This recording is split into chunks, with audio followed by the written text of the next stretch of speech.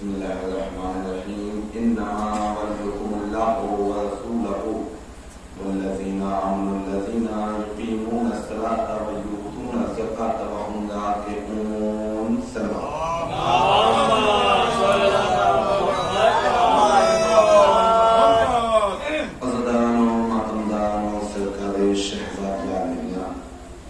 آپ حضرات خاندان زہرا پر مل گئے بلند ترین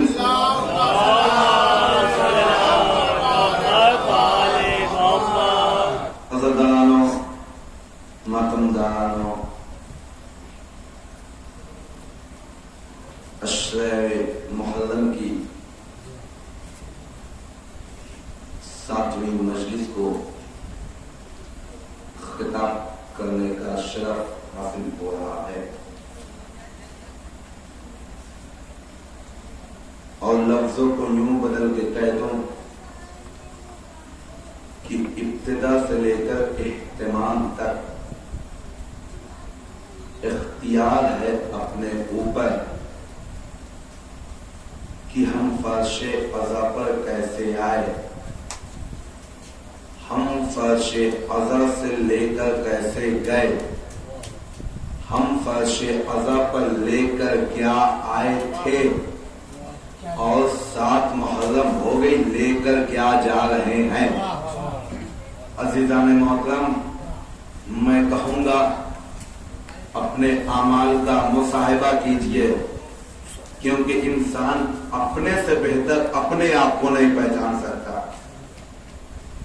آئیے فرش حسین پر اگر شاید ہم پر ابھی بھی چینجنگ نہیں آئی، ابھی بھی تبدیلی نہیں آئی، تو عزیزان محترم 3 دن بچے ہوئے ہیں، ہم تبدیلی لا سکتے ہیں اپنے کردار پر، جو خود ایک شب میں بدل سکتا ہے۔ ہمارے پاس ابھی تو 3 شبیں باقی ہے، ایک صلوات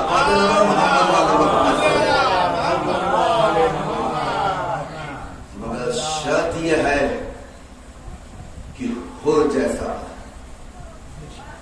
عزیزان محترم ہو تھا، مگر اس نے ٹھان لی کہ ہم اہل بیت پہ گئے تو خود علیہ السلام بن گیا۔ کیوں؟ کیونکہ در زہرا پر جو نیت کر لیتا ہے کہ ہم پاک دامن سے آئیں گے، پھر مولا کا کام ہے اللہ جانے۔ ایک صلوات پڑھ دے محمد۔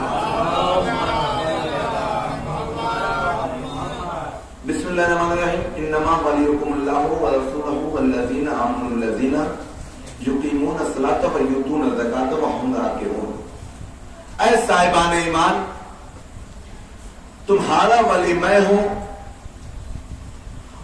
اور میرا رسول ہے، اور وہ ہے جو نماز کو قائم کرے اور حالت رکوع میں زکات دے۔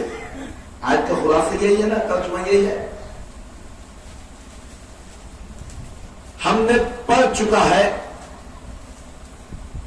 کہ اس شان میں کس کی آیتیں نازل ہوئی اور کس کے اوپر نازل ہوئی۔ بہت توجہ ہوگا میری مجلس آپ کے ذہن عالیہ میں ہو،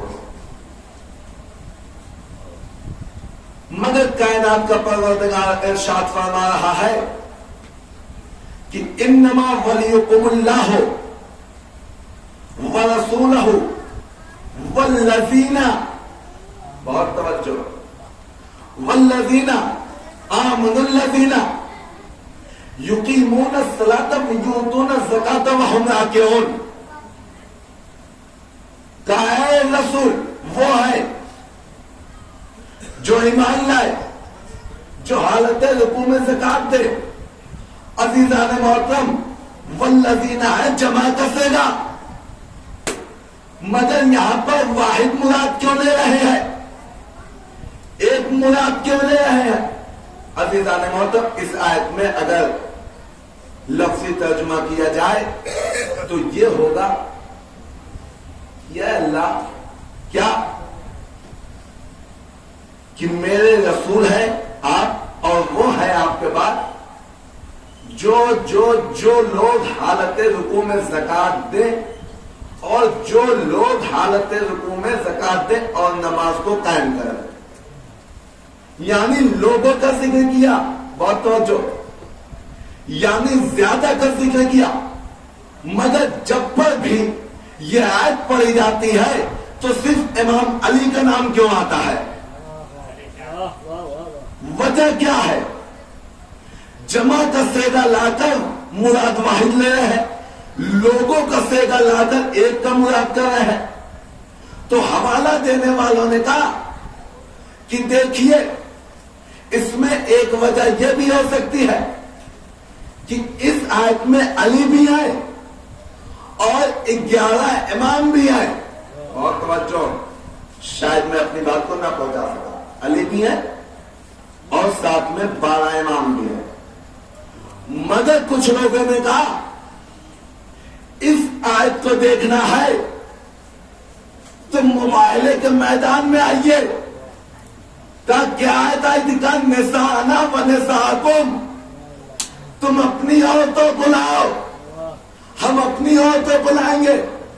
عزیزان محترم، وہاں بھی جمع کا صیغہ لے کے صرف فاطمہ کو لے گئے، یہاں پر بھی صرف علی کو لا رہے ہیں۔ بات سمجھ میں آئی تو شاید یہ بھی ہو سکتی ہے، مگر عزیزان محترم، امام بخاری نے اب صحیح بخاری نے اپنی کتاب صحیحین میں لکھا ہے کہ یہ تو وجہ تھی، مگر شاید ایک وجہ اور تھی۔ کہا کیا وجہ تھی؟ کہا خدا نے تا قیامت تک کے لیے بندوں کو چیلنج کر دیا، کھلی آیت چھوڑ دی، کہا جو بھی علی جیسا بن سکتا ہے وہ اس آیت میں آ سکتا ہے۔ میں کہوں گا تا قیامت تک نہ تو کوئی علی جیسا بنا، نہ تو کوئی علی جیسا ہے، نہ کوئی علی جیسا آئے گا۔ ایک صلوات پڑھ دو۔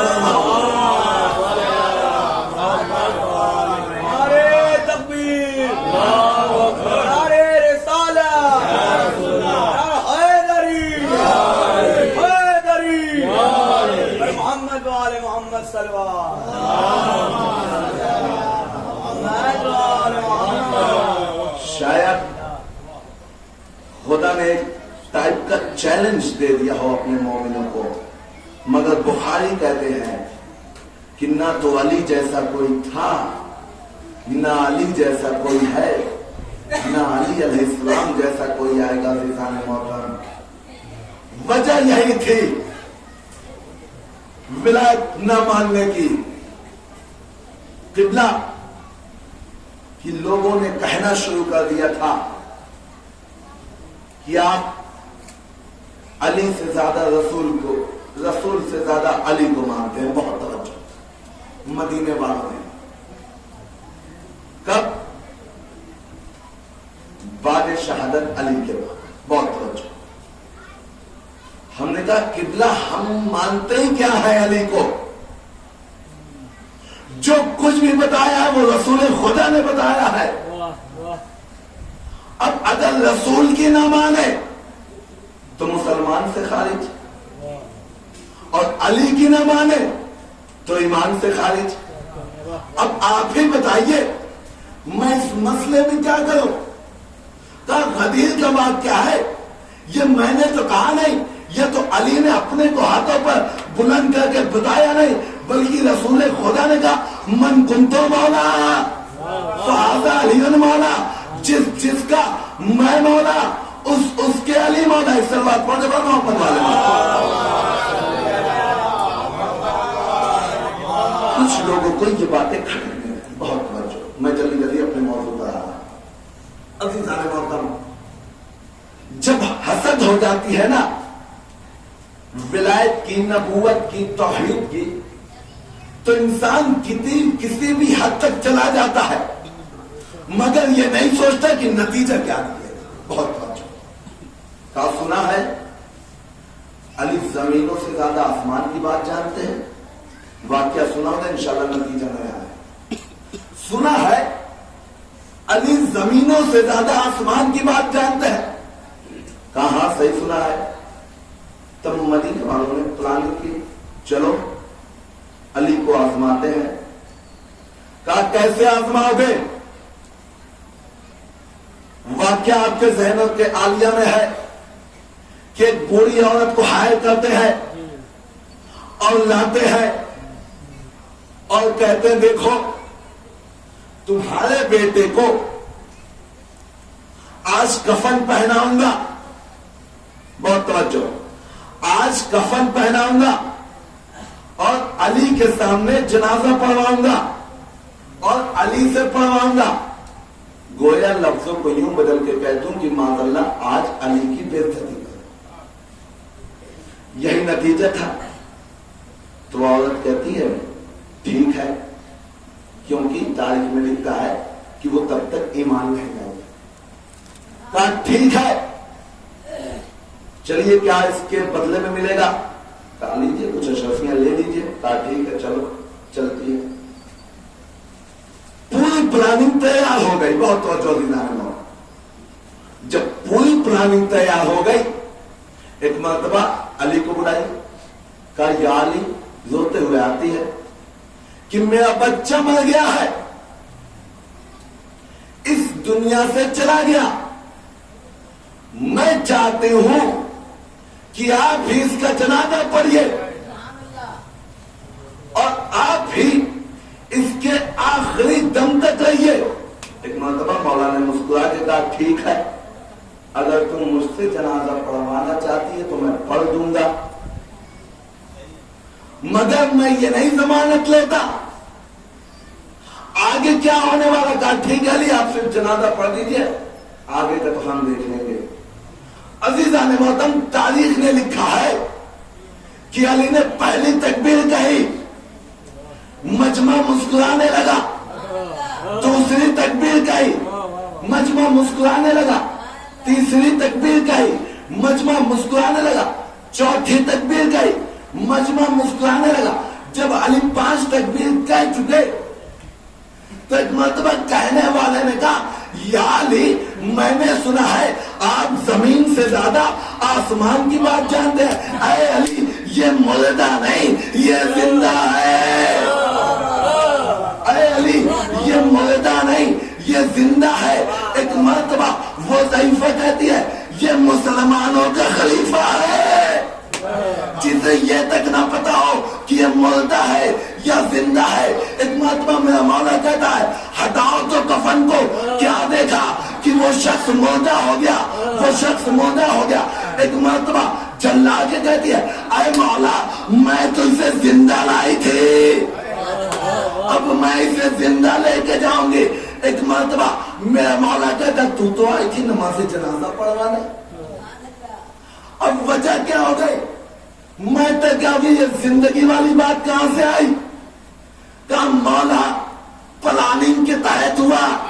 بہت توجہ، مولا پلاننگ کے تحت ہوا. کہا اچھا کوئی بات نہیں. جب پلاننگ کے تحت ہوا گڑگڑانے لگی. علی جتنے سخت تھے اس سے کہیں زیادہ نرم تھے. عزیزان محترم، تاریخ نے کہا ہے اٹھ جا اپنی جگہ سے، اے شخص تو زندہ ہو جا. میں کہوں گا جناب عیسیٰ جب مردوں کو جلاتے تھے کہتے تھے اللہ کے حکم سے اٹھ جا، اور جب علی زندہ کو مردہ کو زندہ کرتے کہتے حکم سے اٹھ جا. تو عزیزان محترم، میں کہوں گا خدا علی نہیں ہو سکتا، نہ تو علی خدا ہو سکتا ہے، مگر صفات ایک جیسی ہے. اب میں جملے کو بدل کے کہہ دوں جو انسان علی کو نہ سمجھ پائے وہ خدا کو کیسے سمجھ سکتا ہے؟ ایک سلامات پڑھو.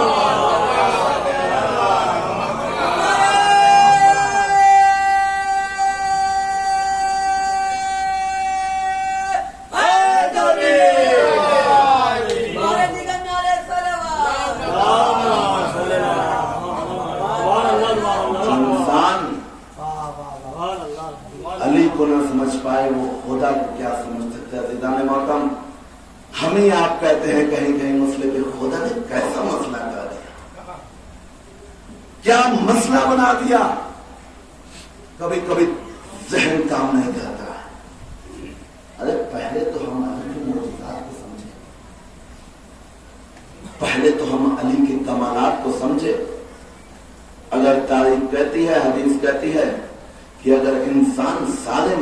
साथ अली के पढ़ लेगा, शायद वो काफिर। क्यों? क्योंकि हजम करने की कैपेसिटी ही नहीं है जहन में। हमारा जहन वहीं तक चलता है जहां तक हम चलाते हैं, मगर अहले बैत अलैहिस्सलाम का जहन ऐसा जहन है कि जैसे खुदा चाहता है। क्योंकि कायनात में तारीखों में लिखता है कि जहन कम होना तब शुरू होता है जब उसके अंदर गुनाह की मादियत ज्यादा पैदा होने लगती है। जितना इंसान गुनाह करने लगता है उतना इंसान पागल होने लगता है।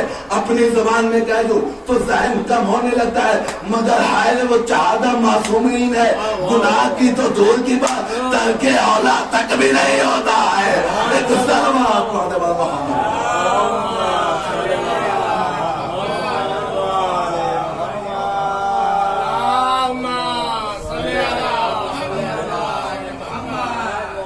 लोगों ने हर मोड़ पर अहले बैत को शर्मसार करने की कोशिश की।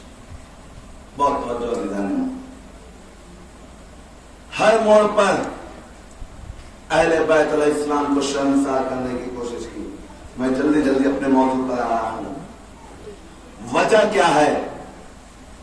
वजह यही है कि अहले बैत अलैहिस्सलाम की अजमत दुनिया के सामने ना हो। अगर दुनिया के सामने गोया अहले बैत अलैहिस्सलाम की अजमत आ जाएगी तो दुनिया में हर मुसलमान एक प्लेटफॉर्म पर आ जाएगा।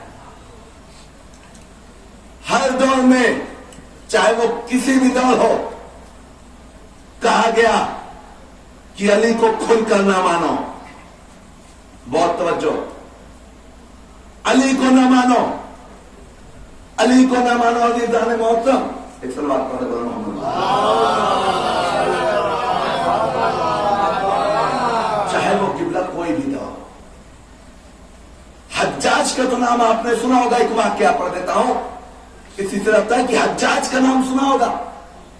उसने अपनी हुकूमत में ऐलान करा दिया कि आज के बाद जो भी अली का नाम लेगा, रसूल का नाम लेगा, उसे कत्ल कर दिया जाएगा। जो भी अली का नाम लेगा उसे कत्ल कर दिया जाएगा। कहा अच्छा ऐसी बात है तो हर दौर में कोई ना कोई अज़ीज़ान मोहतरम मीसा में तम्मार निकला है, चाहे वो कोई भी दौर हो। इब्ने दम्माम ने सुना कि हज्जाज ने ऐलान करा दिया है कि आज के बाद जो भी अली को मानेगा, जो भी अली की विलायत का इकरार करेगा, उसे कोड़े की सजा दी जाएगी। कहां दी जाएगी? कहा देखो अली का नाम लेना है तो घरों में बैठ के लो, चौराहों पे ना लो। कहा है हज्जाज का दुश्मन, हज्जाज के चाहने वाले, हज्जाज के सिपाही का फला चौराहे पे, फला मोड़ पे। अब देखिए अपने दौर का समय तमा है, वो कहा जाता है इब्ने दम्माम जाता है उसी चौराहे पे, उसी जगह खड़े होकर कहता है अल हक़ मौल अली, अल मौल हक़ अली, अली हक के साथ, हक अली के साथ। बहुत तवज्जो, दुनिया वालों ने देखा कि यहां तो हज्जाज ने मना किया है और ये अली अलैहिस्सलाम की शान में कसीदा पढ़े चले जा। कहा हक अली के साथ, अली हक के साथ, हक अली के साथ, हक अली के साथ। जब तक कहता रहा, जब तक सिपाही उसे पकड़ नहीं लिए। कहा चलो हज्जाज के पास, तुम्हें सजा दिलवाएंगे। अच्छा, मन में अजब नहीं सोचा होगा, मैं भी यही चाहना चाह रहा था कि मुझे लेके चलो। मैं हूं इस समय तम्मार का मानने वाला, जुन्नों के नेज़े पर भी, सूली पर भी शाने कसीदे अली पढ़ते हैं। हज्जाज ने देखा था ये तो इतने तमाम ऐसे क्यों पकड़ के लाए। कहा हुजूर आपने ऐलान करा दिया है कि जो भी अली का नाम लेगा वो कत्ल हो जाएगा। हुजूर माहौल बहुत अच्छा बना हुआ है, شخص ہے کہ ماحول کو بگاڑ رہا ہے، انسانوں کے اندر کو جذبات کو ابھار رہا ہے، کہا حق علی کے ساتھ، علی حق کے ساتھ. کہا اس کی وجہ سے کچھ لوگ اور کہنے لگے ہیں، بہت توجہ. کہا اچھا اسے 80 کوڑے مارو اور اس وقت تک مارتے رہو جب تک یہ علی کا قصیدہ پڑھنا چھوڑ دے.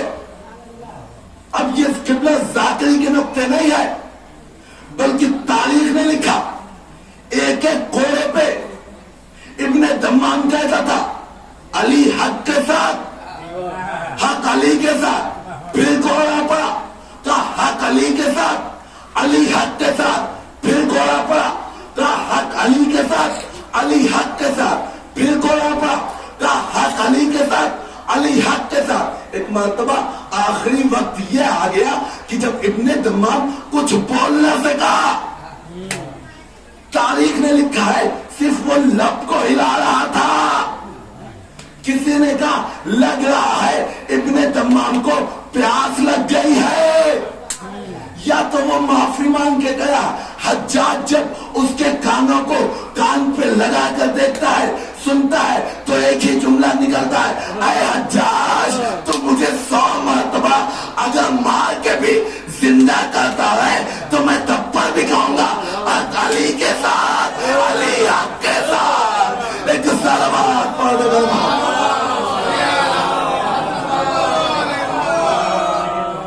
اگر تو مجھے 100 کوڑے مار دے اور گویا 100 بار مار کے زندہ بھی کر دے اور پھر مار دے خدا، تو میں یہی کہتا رہوں گا حق علی کے ساتھ اور علی حق کے ساتھ. عزیزان محترم، تاریخ نے لکھا ہے کہ وہ ایک دم حالت احتضار میں پہنچ گیا. اب ہر دور میں، ہر دربار میں دو طرف کی پالیٹکس رہتی تھی، سیاست رہتی تھی. جب بھی پالیٹکس ہوتی ہے، سیاست ہوتی ہے، تو کیا ہوتا ہے کہ دو طرف کا پترکار بھی رہتا ہے، دو طرف کا نیوز رپورٹر بھی رہتا ہے. کسی نے حجاج سے کہا کہ اگر اسے مار دو گے تو آنے والی اخبار کی ہیڈ لائنز ہو جائے گی کہ ایک علی کا چاہنے والا تھا اور حجاج جیت نہ پایا اور گویا اس کی ہتیا کر دی. تو کہا دیکھو اس کا جنازہ تو بعد میں نکلے گا، تمہاری آتم ہتیا ہو جائے گی، کیونکہ پبلک کا دباؤ بڑھ جائے گا اس وجہ سے کہ یہ خاندان علی کا چاہنے والا ہے. شہادت تو ان لوگوں کی میراث ہوا کرتی ہے، یہ شہادت سے تو ڈرتے نہیں ہے، ایسا کرتے ہیں ان کو چھوڑ دیتے ہیں. اور یہ ہم چیلنج کر کے کہتے ہیں کہ 5 سے 6 دن یا 7 دن تک یہ بستر سے اٹھیں گے نہیں، اور جب تک بستر سے نہیں اٹھیں گے تب تک ہم ماحول کو بدل دیں گے. اور جب یہ بستر سے اٹھیں گے تو ہم ان کو غائب کروا دیں گے. بہت توجہ. کہا ٹھیک ہے چلو اس کو چھوڑ دو، بس عزیزان محترم چلو اس کو چھوڑ دو، گھر لے کے جاؤ. ایک مرتبہ تاریخ میں لکھا ہے لوگوں نے اٹھایا ابن دمام کو، گھر لے کے جانے لگے. تب پر بھی دمام یہی کہتے کہ حق علی کے ساتھ اور علی حق کے ساتھ. گھر پہنچ گئے. جب گھر پہنچ گئے تو ان کو تھوڑا سی ہوش آیا اور ہوش میں آ کے کہتے مولا میری تھوڑی سی مدد کیجئے کہ میں کچھ ٹھیک ہو جاؤں اور آپ کا قصیدہ پڑھنے لگو. عزیزان محترم، تاریخ نے لکھا ہے کہ مولا اس کی مدد کو آئے. کہ مولا اگر آپ میری مدد کو آئے تو دربار میں کیوں نہیں آئے؟ کہ دمام دربار میں تم نے ہمیں کب بلایا تھا؟ آج جو کہتے ہیں ہم مولا کو بلاتے ہیں مگر آتے نہیں. ارے کسی دن خلوص کی نیت سے تو بلاؤ. ہمارا امام آج پردہ غائب میں مگر ہماری نصرت کے لیے اپنے قدم کو آپ کے دلوں تک لاتا ہے. ایک سلوات پڑھ دو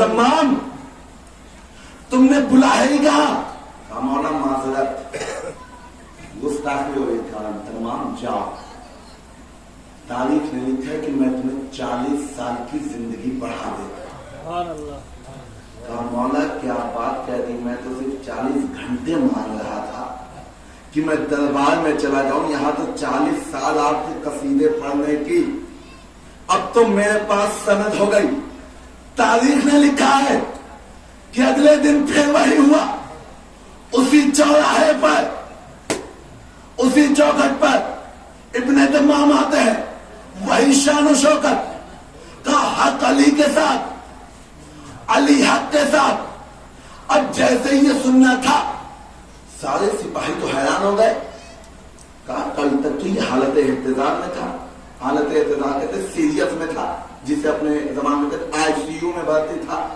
وہ والی کیفیت تھی آج یہ چنگا کیسے ہو گیا یہ اچھا کیسے ہو گیا کہا چلو لے کر اب اس کا ہم سے کام نہیں بنے والا ہے چاچی کے پاس چلتے ہیں کہا اب کون آ گیا کل تو ایک ابن دمام آیا تھا اس کو جان چھڑا یہ آج کون سا آ گیا چاہنے والا کہا حضور آج کوئی نہیں آیا وہی آیا ہے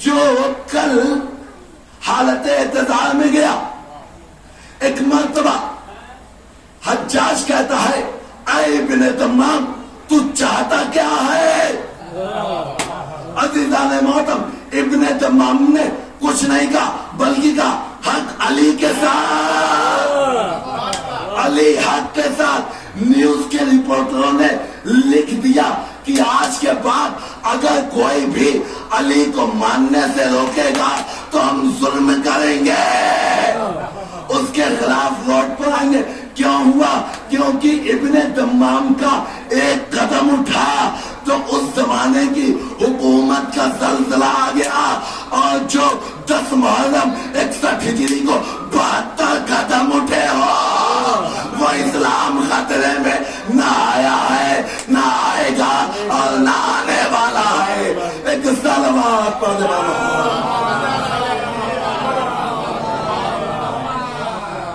10 محرم 61 ہجری کو 72 قدم اٹھے میں کہوں گا اے دمام تو چاہتا کیا ہے کہا میں یہی چاہتا ہوں کہ جو یہ پابندیاں لگائی گئی ہیں اسے خارج کی جائے تاریخ نے لکھا ہے کہ اس کے بعد کسی کی جرات نہیں ہوئی یہ کہنے کی کہ علی کو گالی دی جائے معاذ اللہ علی کو برا بھلا نہ کہا جائے مگر جب کرسی ختم ہو گئی تو حجاج نے ابن دمام کو بلایا کہا مسئلہ کیا ہے تیرا عقیدہ کیا ہے کہا قبلہ میں مولا کا ماننے والا ہوں میری اگلی زندگی کا پتہ نہیں تھا دیکھ رہا تھا کہ سامنے موت ہے مگر میں حق پرست پہ رہا اب مجھے 40 سال کی زندگی اور مل گئی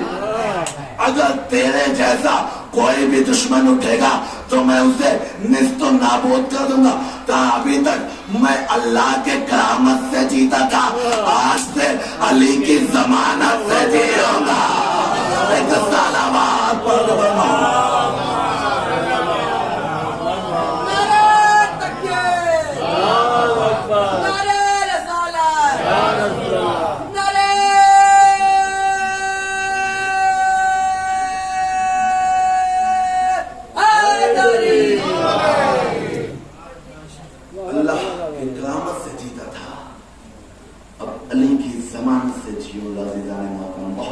بس میں مجلس پڑھ چکا انشاءاللہ کل آخری مجلس رہے گی اس کے بعد 9 محرم اور 10 محرم کہا میں علی کے ضمانت سے جیتا ہوں شکر ہے کہ آج جو ہمارا عقیدہ ہے نا نظام محترم تعویذ باندھ لیتے ہیں دنیا کہتی اس میں ہے کیا عباس علیہ السلام کی تعلیم سے اپنے بازوؤں میں 8 محرم کو 7 محرم کو باندھ لیتے ہیں اور ایک غیرت آ جاتی ہے، ہاں میں بھی چاہنے والا، کوئی جیسے وقت کے موسم تمار کو نہیں ختم کر پایا، آج کوئی یزدہ کو ختم نہیں کر، کیوں؟ کیونکہ ہم ہیں تمنا زہرا، ہم ہیں دعائے زہرا۔ فضیلت آنسو کی کتاب ہے، اس میں پڑھا تھا بس صاحب تھے جو اس میں لکھا تھا، آج ہی پڑھ رہا تھا، کیا لکھا تھا؟ کیا ہے ذرا، اگر ایک عمل کر لو گے مجلسوں میں تو تمہاری دنیا بھی آباد ہو جائے گی، آخرت بھی آباد ہو جائے گی۔ کبھی ہم نے سوچا کہ شہزادی آتی ہیں تو آنسو کو لیتی ہے اور کرتی کیا ہے؟ کیا وہ آنسوؤں کو لے کے خوش ہوتی؟ کچھ تاریخ نے لکھا ہے، ساری تاریخ نہیں، کچھ تاریخوں نے لکھا ہے کہ جب 10 محرم آتی ہے تو امام کے زخم تازہ ہوتا ہے اور وہ اپنے چاہنے والوں کے آنسو لیتی ہے اور لے کر چلی جاتی ہے اور امام کے زخم پر لگاتے ہیں۔ جب اس پہ لوگوں نے ریسرچ کرنا شروع کیا کہ یہ آنسو کی فضیلت کیا ہے تو حدیثوں میں ملتا ہے کہ یہ آنسو اتنا قیمتی آنسو ہے۔ بہجت صاحب یا کوئی اور آیت اللہ ہیں جو فرماتے ہیں کہ جب پر بھی تم اپنی مجلسوں میں جایا کرو تو ساتھ میں ایک رومال لے کر جایا اور جو بھی آنسو آیا کرے اس رومال میں رکھ لیا کرو۔ اگر آنسو نہیں نکلتے تو ہم آہ کی آواز تو کر ہی دیتے ہیں، آہ کی بھاپ بھی اگر اس رومال میں آ جائے گی تو شاید شفا ہو۔ اگر ہم آہ بھی نہیں کرتے ہائے تو کر ہی لیتے ہیں، اگر ہائے کی دل سے بھی آواز آ جائے گی تو شفا ہوگی۔ جب تمہارے گھر کوئی مریض ہو تو وہ رومال اس کی پیشانی پر باندھ دینا بہت اچھا، مگر یہ رومال جب پر بھی جانا مجلسوں میں لے کر جانا، ایک رول بنا لو اور تم اپنے مریض کو وہ رومال باندھ دینا اور انشاءاللہ شفا مل جائے گی۔ تبھی مرعشی نجفی صاحب نے، محروم نے، آیت اللہ نے جب آخری وقت تھا تو یہی اپنی وصیت میں کہتے تھے کہ جو میں رومال لے کر آیا ہوں دنیا میں اور سیدہ کے غم پر آنسو بہایا ہوں وہ میری قبر میں ڈال دینا۔ بہت توجہ کرو کہ مجھے قبر سے بہت ڈر لگتا ہے، اگر ہاں یہ رومال رہیں گے تو میری حفاظت کریں گے عزیزان محترم، اور ہاں اور اس مصلے کو بھی ڈال دینا جس پر میں نماز پڑھتا ہوں تاکہ نماز بھی میری حفاظت کرے اور سیدہ کے آنسو بھی میری حفاظت کرے۔ آج دنیا سوال کرتی ہے کہ نماز افضل کہ عزاداری افضل، نماز افضل کہ عزاداری افضل، تو نجفی مرشی نجفی صاحب نے یہ بتا کے چلے گئے کہ نہ تو عزاداری بغیر نماز کے ہے نہ بغیر نماز کے عزاداری ہے۔ انہوں نے وصیتیں کر دی، کہا ٹھیک ہے ہم ایسا ہی کریں گے۔ عزاداروں آخری وقت آیا، رومال اور مسلح چلا گیا، عزاداروں رو لیجیے، اللہ جانے کون زندہ رہتا ہے اور کون زندہ نہیں رہتا۔ آج 7 محرم ہوئے، حسین کے خیمے میں میں نے مفصل مسائل پڑھا، حسین کے خیمے میں ایک بوند پانی نہیں ہے، التش الشتش کی آوازیں بلند ہے۔ آج جناب قاسم کا دن ہے مگر دن میں اور آپ دنوں بھر سنتے چلے آ رہے ہیں کہ قاسم اتنے بڑے شہید تھے کہ گھوڑے پر تو قاسم تھے مگر جب وہ زمین پر آئے تو تقسیم ہو چکے تھے۔ جزاکم الخیر الجزا۔ ہاں زدارو آج چاہ رہا ہوں کہ میں جناب صغرا کا وہ خط پڑھوں، وہ خط میں مسائل پڑھوں جو جناب صغرا نے لکھا تھا اپنے بابا کے لیے۔ ہاں زدارو محرم آ گئی اور محرم چلا بھی جائے گا، انصاف سے بتائیے جب آپ جاتے ہیں آپ کے ساتھ بچے بھی چلے جاتے ہیں، سارا خانوادہ چلا جاتا ہے، مگر کسی بچے کو آپ اپنے گھر پہ چھوڑ جائیے. تو وہ کہتا ہے بابا جلدی آئیے گا کیونکہ میں آپ کے بغیر نہیں رکھ سکتا. اے بابا آپ جہاں بھی جا رہے ہیں آ جائیے گا. تاریخ میں ملتا ہے کہ گھر سے تو دور کی بات ہے، جب ہم جلوسوں میں جاتے ہیں تو بچے انتظار کرتے ہیں، مگر ہائے سغرا کتنی غریب ہے، کتنی مسکین ہے کہ وہ بابا کو خط لکھ رہی ہے. عزیزانو میں خط کو زبانی بھی پڑھ سکتا تھا مگر دیکھ کے اس وجہ سے پڑھ رہا ہوں کہ جس کتاب سے ترجمہ ہوا ہے اردو کا وہ لفظ ٹو لفظ آپ تک پہنچ جائے. ہاں عزیزانو ایک مرتبہ قاصد نے لکھا عزیزانو مسائل پڑھنے والی چیز نہیں ہے بلکہ تصور کرنے والی چیز ہے. تصور کر لیجئے سغرا مدینے میں اکیلے ہے، نہ کوئی خبر آ رہی ہے، صرف کیا چلتا تھا، خط و خطوط چلتے تھے. ایک مرتبہ قاصد نے کہا اے عراق والو، اے مدینے والو، ہم عراق کی طرف جاتے ہیں، اگر کوئی پیغام ہے بھجوا سکتے ہو تو بھجوا دو.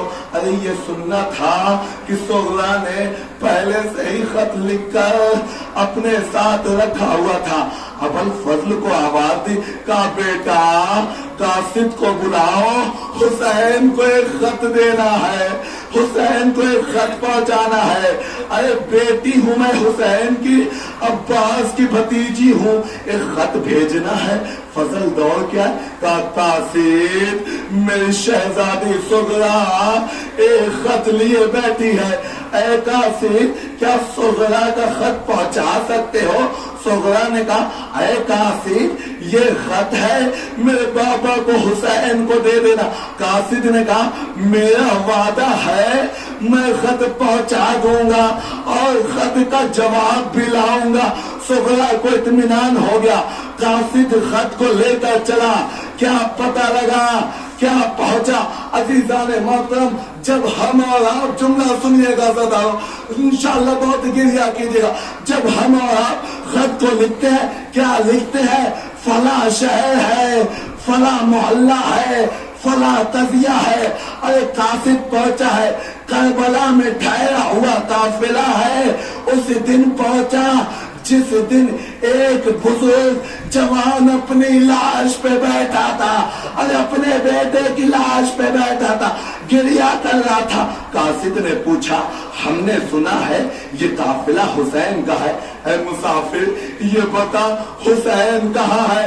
ارے حسین اٹھے، کہا میں ہی حسین ہوں، تو مجھے کیوں پوچھتا؟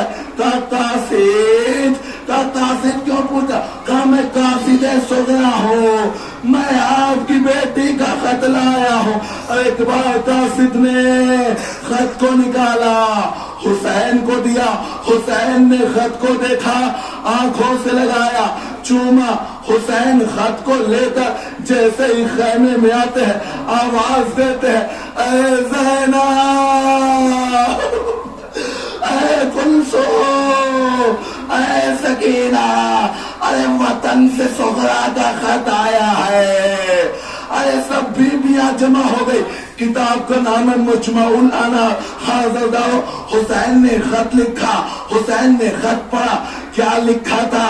اے بابا اب میں آپ کو کیسے سناؤں گا؟ آپ نے بھی خط لکھا ہوگا تو آپ لکھتے ہیں کہ فلاں شہر ہے، فلاں جگہ ہے، فلاں محلہ ہے. سغرا نے بڑے عجیب انداز سے خط لکھا. کہا بابا اجڑا ہوا مدینہ ہے، بابا اجڑا ہوا مدینہ ہے، گھروں میں تالے پڑ چکے ہیں، ہر سمت اداسی چھائی ہوئی ہے. اے بابا اب کوئی آئے، اب کوئی آئے، مگر کوئی آتا نہیں ہے. اے بابا سغرا پر آپ کا سلام ہو. عزادارو سنیے گا مگر دل تھام کے سنیے گا. सगरा ने कहा अरे बाबा आपकी बीमार बेटी इतनी भी बीमार न थी कि जो आप उसे ले न गए। हाँ ज़ादारो तारीख में मिलता है कि खत में मिला का भैया अली अकबर का सेहरा सज रहा होगा। अरे बाबा भैया अली अकबर का सेहरा सज रहा होगा। अरे बाबा भैया अली अकबर का सेहरा सज रहा होगा। अरे बाबा आपने वादा किया था जब भैया की शादी होगी तो मैं लेने आऊंगी। अरे बाबा मैं इंतजार कर रही हूँ। अरे मैं अकबर के लिए एक फूल को जमा किया, गुलदस्ता बनवाया कि मैं अकबर को दूंगी। हुसैन खत को पढ़ रहे हैं और पढ़ते चले जाते हैं। कहते हैं बाबा जब से ये मुहर्रम का चांद निकला है ना बड़ी अजीब कैफियत होती है। जब मैं ख्वाब देखती हूँ, अरे क्या देखती हूँ, एक सेहरा है। अरे उस सेहरे से कभी कोई शहीद हो रहा है, अरे खून का दरिया है। अरे बच्चे जब इस आलम में ख्वाब देख ले तो माए समझाती है हाय रे सगरा। अरे बाबा आप समझाते थे, आज मुझे कोई समझाने वाला नहीं। जज़ाकुमुल्लाह खैर जज़ा। हाँ सगरा ने आगे लिखा अरे बाबा यतीमी गरीबी तो इतनी आ चुकी है कि सारी सहेलियां आती हैं और खेल कर चली जाती है। सगरा के साथ कोई खेलता नहीं। मैं इंतजार करती हूँ काफिला कब आएगा, काफिला कब आएगा, काफिला कब आएगा। अरे बाबा तकते तकते थक जाती हूँ। क्या देखती हूँ, परिंदे जो सुबह जाते हैं वो शाम को अपने घर चले आते हैं, मगर मेरा बाबा, मेरा भैया, मेरी बहन सकीना आज तक न आई। अरे हुसैन तब गए। एक मर्तबा ज़ैनब दिलासा दे का मौला आपसे ज्यादा साबिर कोई नहीं है। अरे सगरा का खत है, खुदा पूरा पढ़ दीजिए। सगरा ने लिखा अरे बाबा असगर तो घुटनियों चलने लगा होगा। अरे बाबा सकीना को हमारी याद आती है कि नहीं आती। अरे बाबा आपने एक खत भी नहीं भेजा। अरे आपकी बेटी अकेली। अरे बाबा आपके साथ पूरा खानदान है मगर मेरे साथ नानी। जज़ाकुमुल्लाह खैर जज़ा। हाँ ज़ादारो अल्लाह जाने कौन अगली साल जिंदा है तो बस ज़ादारो आखिरी जुमला हौसला नहीं है कि मैं पढ़ सकूं मसाइल। एक मर्तबा सगरा ने कहा अरे बाबा खैरियत तो है ना, ये जब से चांद निकला है क्या आलम है कि मेरा दिल बेचैन होता है। अरे बाबा अपनी खैरियत इस खत के जवाब में दे दीजिएगा। हाँ सकीना से कहिएगा अरे सकीना अगर तुम नहीं याद करती तुम्हारी बहन मदीने में है। अरे वो तुमसे प्यार करती है, अरे वो तुमको देखना चाहती है। आज़ादा हो मदीने जाने की जो सबसे बड़ी ख्वाहिश थी वो जनाबे सकीना की थी। अरे मदीने का नाम सुना सकीना तड़प गए का बाबा। अरे की तरफ सगरा की मोहब्बत, एक तरफ सकीना की मोहब्बत का बाबा हम मदीने का चलेंगे। अरे हुसैन तड़प गए, खत को लिया। एक मर्तबा कासिद कहता है मौला खत का जवाब दीजिए। आता जुमला सुन सकोगे तो सुन लेना मगर दिल थाम के सुन। का कासिम क्या बताया था सगरा ने? का सगरा ने बताया था हुसैन को खत देना। का हुसैन के साथ कौन होगा? का अकबर होंगे, कासिम होंगे, अब्बास होंगे। हुसैन ने खत को पकड़ा, कासिम की लाश पे पहुंचे, अकबर की लाश पे पहुंचे, असगर की लाश पे पहुंचे। खत को खून से दर्जा दे। काय कासिद हम पहुंच सके या ना पहुंच सके मदीना मगर मेरे